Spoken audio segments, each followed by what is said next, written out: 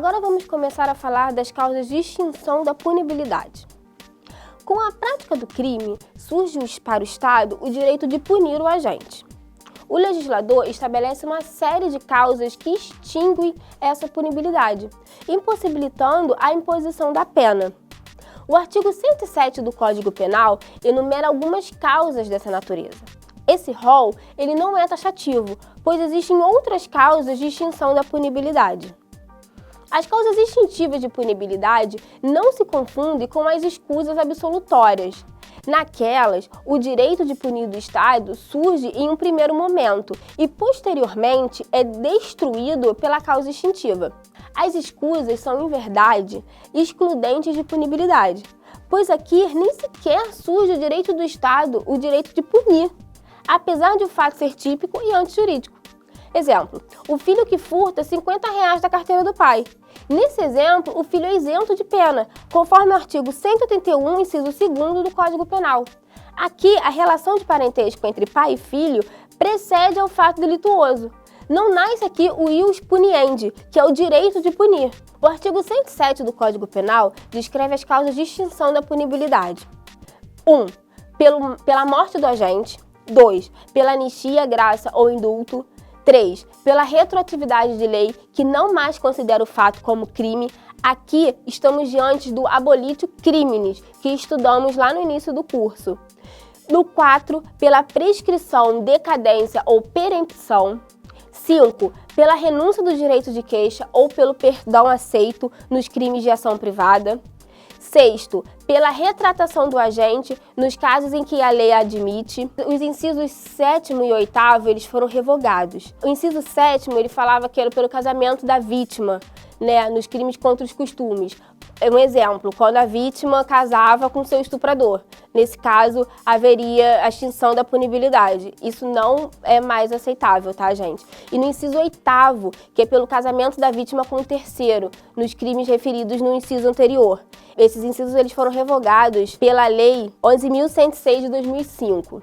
E por último, nós temos uma causa também de extinção da punibilidade, que é o perdão judicial, nos casos previstos em lei. E qual a diferença entre anistia, graça ou indulto? A anistia, ela exclui o crime, apagando seus efeitos. Ela é concedida por lei, referindo-se a fatos e não a pessoas, e por isso atinge todos os que tenham praticado delitos de certa natureza, exceto se houver restrição na própria lei para sua concessão. Distingue-se do abolitio criminis, uma vez que nessa a norma penal deixa de existir, enquanto que na anistia são alcançados apenas os fatos passados, continuando a existir o tipo penal. Lembrando aqui que o abolitio criminis é aquele que aboliu o crime, né? É um fato que deixou de ser crime. Exemplo, o crime de adultério. O crime de adultério, ele deixou de ser crime. Então, nesse caso, o abolitio criminis, ele atinge a todas as pessoas que cometeram o crime de adultério. Já na anistia, são alcançados apenas os fatos passados, continuando a existir o crime. O tipo penal, ele continua existindo. E ela pode ser aplicada antes ou depois da sentença e retroage apagando o crime, extinguindo a punibilidade do agente e demais consequências de natureza penal. Ela pode ser própria, quando concedida antes da condenação, ou imprópria, quando concedida após a condenação. Ela também pode ser plena e restrita, quando atinge todos os criminosos, ou parcial, quando mencionando fatos, contenha exceções quanto ao seu alcance. Ela pode ser incondicionada, quando a lei não impõe qualquer requisito para sua concessão, ou condicionada, quando a lei impõe algum ato por parte do autor da infração como requisito. A graça e o indulto, por outro lado, pressupõem a existência de uma sentença penal condenatória transitada em julgado e atinge somente a pena imposta, substituindo os demais efeitos condenatórios. Há entendimento de que o indulto é possível antes do trânsito em julgado, quando não for mais cabível recurso por parte da acusação. A acusação aqui é o Ministério Público. O indulto é coletivo e é concedido a um grupo de condenados que preenchem certos requisitos. A concessão compete ao presidente da República e ela está prevista no artigo 84 da Constituição, que pode delegar tal função ao ministro de Estado. Um exemplo de indulto é o indulto de Natal, que é concedido aos presos. A graça, ela é individual e beneficia a pessoa determinada. Pode ser pedida pelo condenado, pelo Conselho Penitenciário, pelo Ministério Público ou pela autoridade administrativa, conforme artigo 188 da Lei de Execuções Penais. A competência para concedê-la é do presidente da República. A decadência é a perda do direito de ação do ofendido em face ao decurso do prazo sem o oferecimento da queixa. Essa perda atinge também o jus puniendi, gerando a extinção da punibilidade.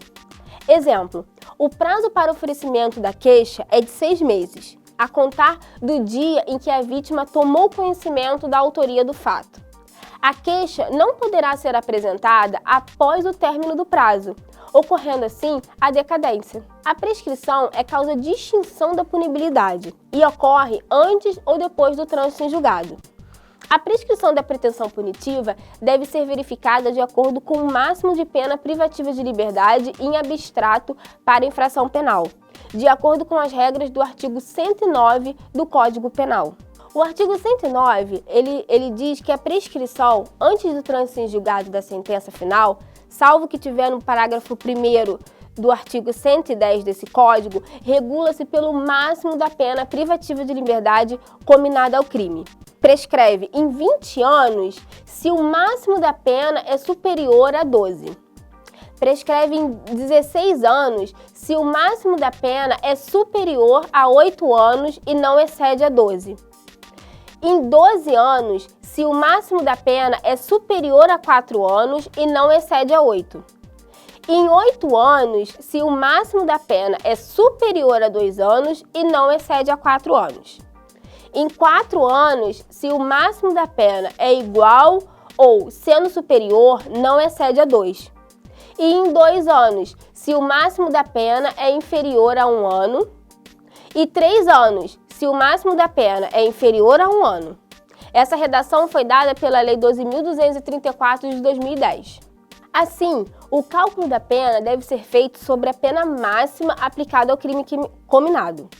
Exemplo, o crime de homicídio ele prescreve em 20 anos, pois a pena máxima do crime de homicídio simples é de 20 anos.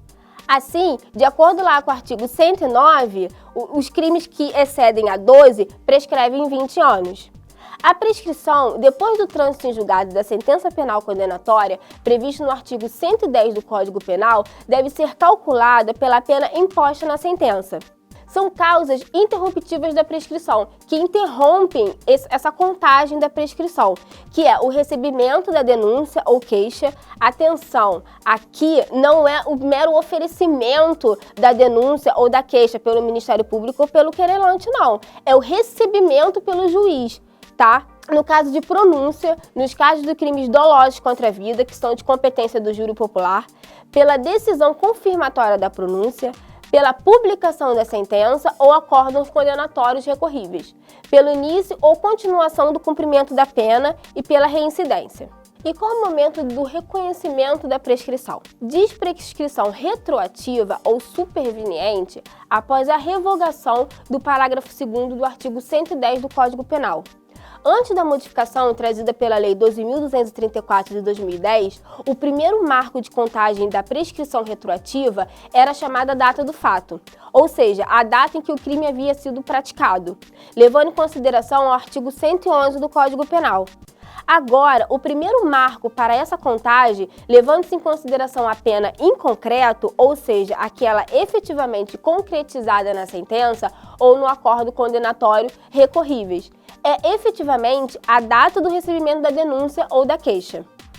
A prescrição superveniente ocorre após a sentença ou acordos condenatórios recorríveis.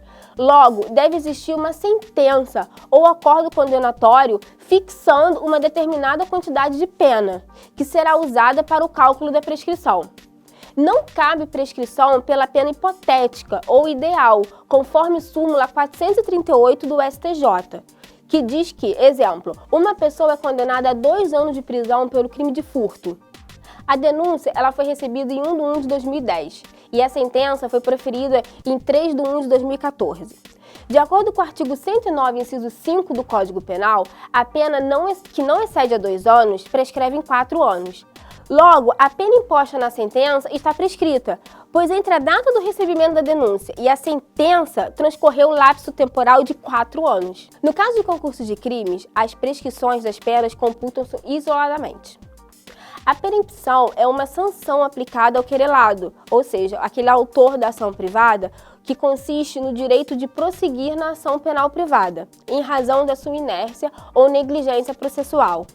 Não cabe perempção nas ações públicas.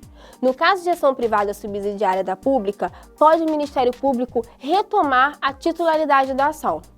Aqui, diferente do processo civil, declarada a perempção, não pode o autor propor novamente a ação. A renúncia, ela ocorre quando o ofendido abre mão do direito de oferecer a queixa. Trata-se de ato unilateral, não depende da aceitação do autor ou do delito. A renúncia só pode ocorrer antes do início da ação penal. Alguns autores entendem que se a renúncia ocorrer após o oferecimento da queixa e antes de seu recebimento, é causa de desistência do direito de ação. O perdão do ofendido é um ato pelo qual o querelante, autor da ação penal privada, desiste do prosseguimento da ação, desculpando o querelado, que é o autor do delito, pela prática da infração penal. O perdão só é cabível após o início da ação penal, desde que não tenha ocorrido o trânsito em julgado. Trata-se de ato bilateral, pois apenas gera a extinção da punibilidade se for aceito pelo querelado. O perdão é instituto exclusivo da ação penal privada. Já o perdão judicial é um instituto pelo qual o juiz, não obstante comprovada a prática da infração penal pelo agente, deixa de aplicar a pena em face das justificadas circunstâncias. O perdão judicial somente é cabível nas hipóteses expressamente mencionadas na lei. Por exemplo, no caso do homicídio culposo que citei no início do curso, onde o pai mata o próprio filho no caso de erro de tipo, achando que estava matando um assaltante e agindo em legítima defesa. Nesse caso, cabe o perdão judicial, pois a dor do pai de matar o próprio filho é muito maior do que qualquer pena que poderia ser a ele aplicada.